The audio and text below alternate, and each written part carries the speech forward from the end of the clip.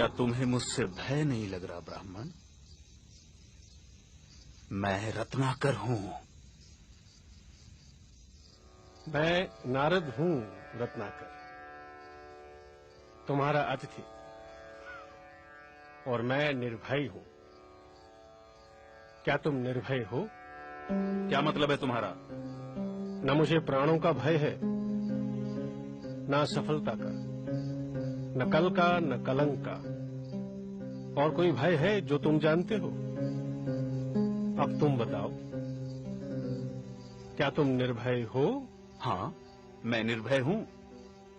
मुझे न प्राणों का भय है, न असफलता का, न कल का, न कलंक का। तो फिर यहां वन में छिपकर क्यों रहते हो? क्या राजा से डरते हो? नहीं। प्रजा से डरते हो? नहीं। पाप से डरते हो? नहीं। तो फिर यहां छिपकर क्यों रहते हो?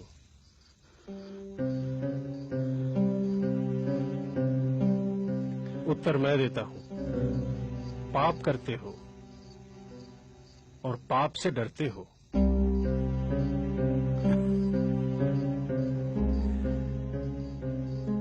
मैंने तुम्हारे बारे में बहुत सुना है। देवताओं के कवि, तुम मुझे फुसला नहीं सकते। न मैं पाप से डरता हूं, न पुण्य से, न देवताओं से, न दानवों से, न राजा से, न राज्य से, न दंड से, न विधान से। मैंने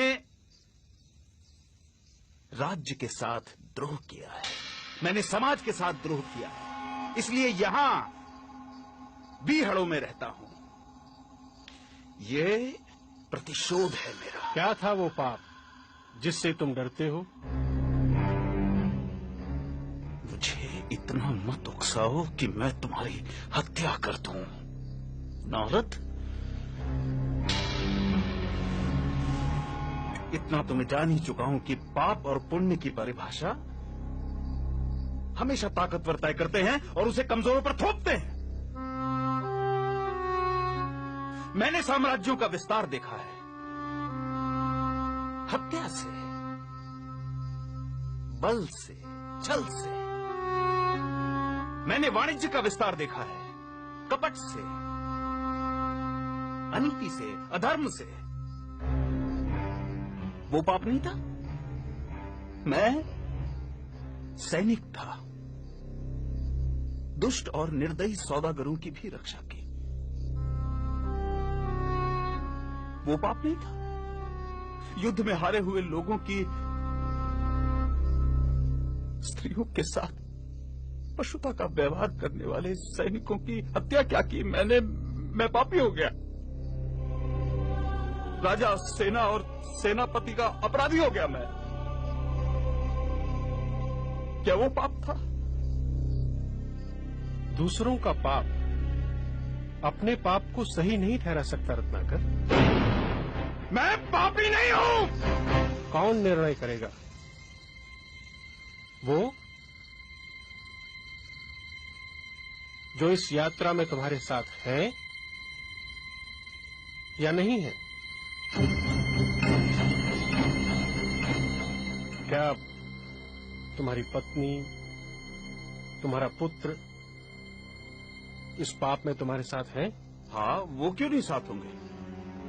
मैं जो ये सब करता हूं उनके सुख के लिए तो करता हूं। तो जो तुम्हारे साथ है उन्हीं को निर्णायक बनाते हैं। जाओ, अपनी पत्नी से, अपने पुत्र से, अपने पिता से, अपने निकट संबंधियों से पूछ कर आओ, जो तुम कर रहे हो क्या वो पाप नहीं है?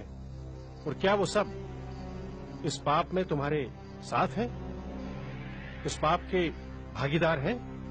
सरदार, ये ब्राह्मण बहुत बोलता है, इसे मार दे।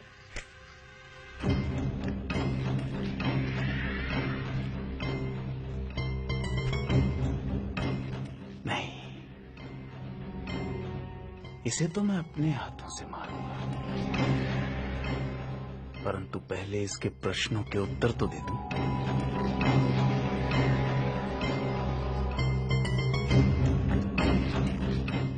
मेरे आने तक इसे बांध कर रखो।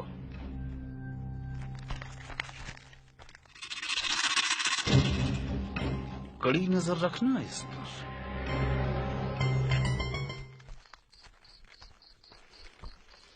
रत्नाकर, बेटा आज बहुत जल्दी आ गए तुम। कोई मोटा आसानी हाथ लगाए क्या?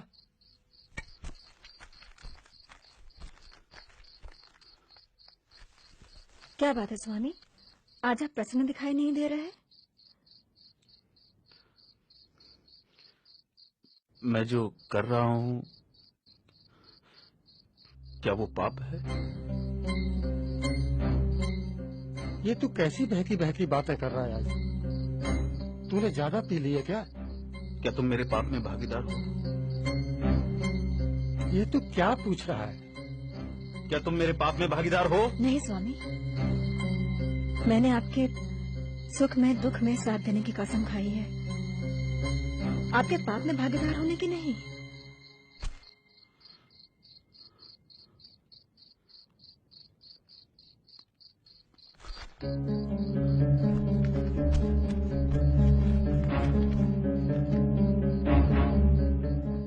पिता, आप? बेटा, ये तो तेरी कमाई है, इसे मैं कैसे बांट सकता हूँ?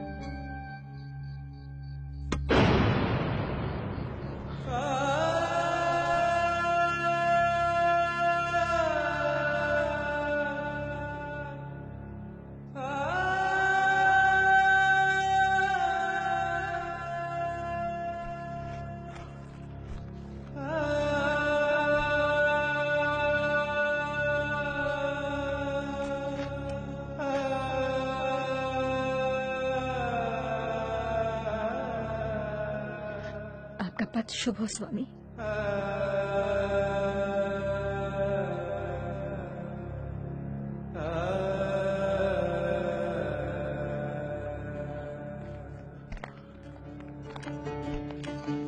अपि चेत् सुदुराचारो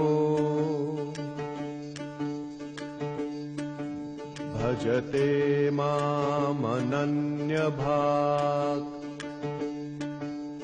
साधुरेव समन्तव्यः सम्यग् व्यवसितो हि सः।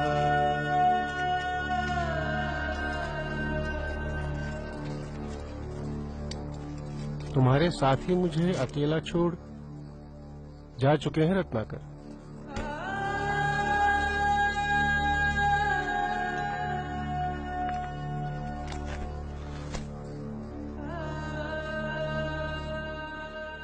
क्षमा देवर्षि, क्षमा। अब तो मैं भी अकेला ही हूं। नहीं रत्नाकर, तुम ही अपने मित्र और तुम ही अपने शत्रु हो। तुम्हारे पुराने संसार की रचना भी तुम ही ने की थी, तुम्हारे नए संसार की रचना भी तुम ही करोगे। इसलिए उठो और अपने पुरुषार्थ से अपना भविष्य लिखो। राम राम, तुम्हारा पथ शुभ हो। जयति जगति मायां यस्य कायाधवस्ते वचन रचनमेकं केवलं चाकलय्य ध्रुवपदमभियातो यत्कृपातो ध्रुवोऽयं सकलकुशलपात्रं ब्रह्मपुत्रं नतोऽस्मि।